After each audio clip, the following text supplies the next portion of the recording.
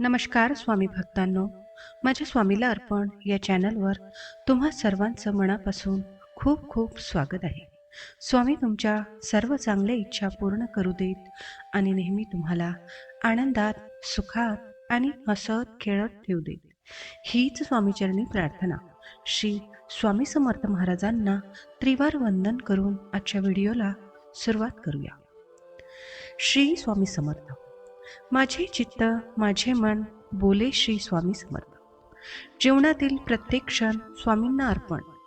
कणापासून सृष्टी बनली, त्यातील मी एक क्षुल्लक कण. मात्र प्रत्येक कणात आहे माझे स्वामी, भक्त मी स्वामींचा. गुरुवार माझा सण, गुरुवारी कामे मार्गी लागतील. कठीण असू दे किती पण, ब्रह्मांड नायक स्वामी महाराज दिनाचे कैवारी आहे. भक्त काज कल्पद्रुम आहे. भगवान श्री स्वामी समर्थ महाराज हे आपल्या नावाप्रमाणेच श्री म्हणजे सर्व गुण संपन्न, स्वामी म्हणजे अनंत ब्रह्मांडाचे आणि सर्व देवतांचे स्वामी, तर समर्थ म्हणजे ज्यांना अशक्य असे काहीच नाही, जे सर्वच बाबतीत स्वयंपूर्ण आणि समर्थ आहेत. म्हणून फक्त त्यांनाच श्री स्वामी समर्थ.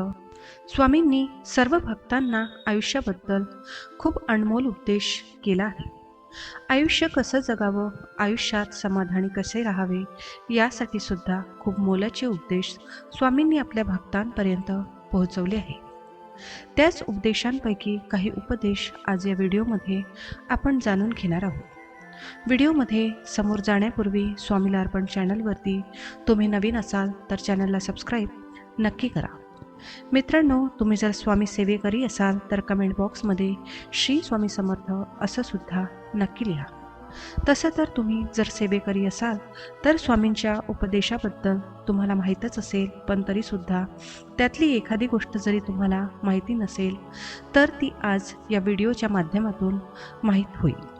चला तर मग पाहूया की असे कोणते 5 उपदेश आहेत ज्यांचा तुम्ही रोज पालन करायला हवं, ज्यामुळे तुमचं आयुष्य सुखी आणि समाधानी होणार.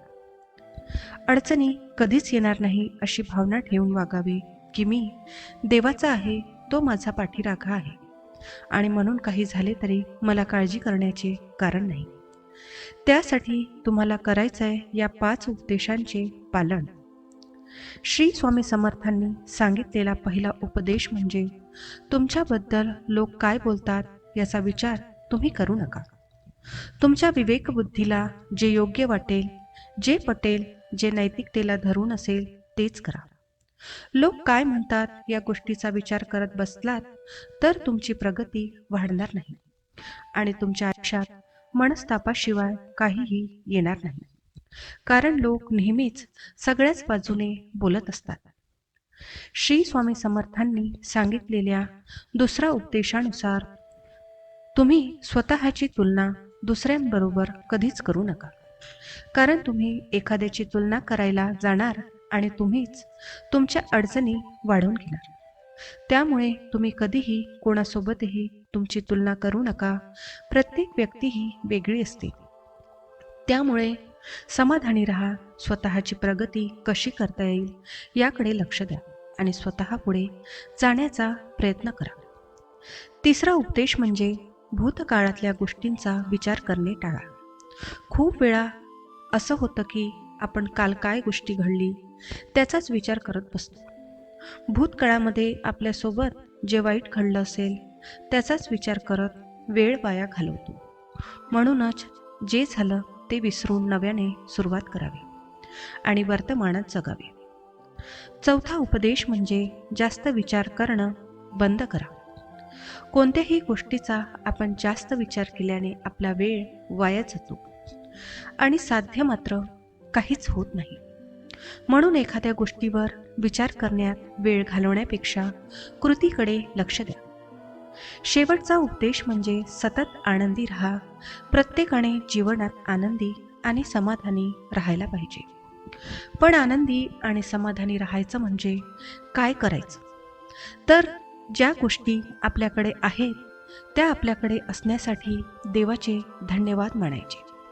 साधे, सोपे, सरळ उपदेश आहेत. या उपदेशांचे पालन जर आपण करत गेलो तर आपण आयुष्यात नक्कीच यशस्वी होऊ. मित्रांनो, तसेच आपल्या आयुष्यामध्ये श्रद्धा फार महत्त्वाची असते.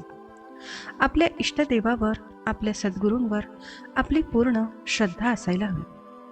कारण श्रद्धेशिवाय आयुष्य जगणं हे फार अवघड असतं. आणि या उलट जर आपल्या सद्गुरूवर, आपल्या इष्टदेवावर पूर्ण श्रद्धा असेल तर आपल्या आयुष्यात येणाऱ्या प्रत्येक संकटाला आपण हसत हसत सामोरे जातो. होणार नाही कधीच अनर्थ जर जीवनात असतील स्वामी समर्थ. मित्रांनो, आजचे युग हे कलियुग आहे आणि या कलियुगामध्ये स्वामींची पूजा ही सर्वात प्रभावी आणि तात्काळ फळ देणारी मानली जाते. असं म्हणतात की स्वामींची पूजा जर तुम्ही केली तर त्याचं फळ तुम्हाला तात्काळ मिळेल. याचं कारणही तसं आहे की श्री स्वामी समर्थ हे आज सुद्धा पृथ्वीवर जागृत आहे आणि पुराणामध्ये याचे अनेक पुरावे दिसून येतात. याचे लोकांना अनेक अनुभव सुद्धा आलेले आहेत. मित्रांनो, असं म्हणतात की ज्यावेळी स्वामींचे भक्त स्वामींचा दावा करतील तेव्हा तेव्हा स्वामी संकटात धावून येतात आणि भक्तांचे रक्षण करतात. भक्तांच्या अडचणी स्वामी दूर करतात, भक्तांचे कल्याण करतात. श्री स्वामी समर्थ हे दत्तप्रभूंचेच अवतार आहे आणि याची प्रचिती सुद्धा भक्तांना वेळोवेळी येत असते. सर्व देवांना तुम्ही स्वामी समर्थांच्या ठायी पाहू शकता. ज्याची जशी भक्ती असेल, ज्याचा जसा भाव असेल तसेच स्वामी त्यांना दर्शन देतात.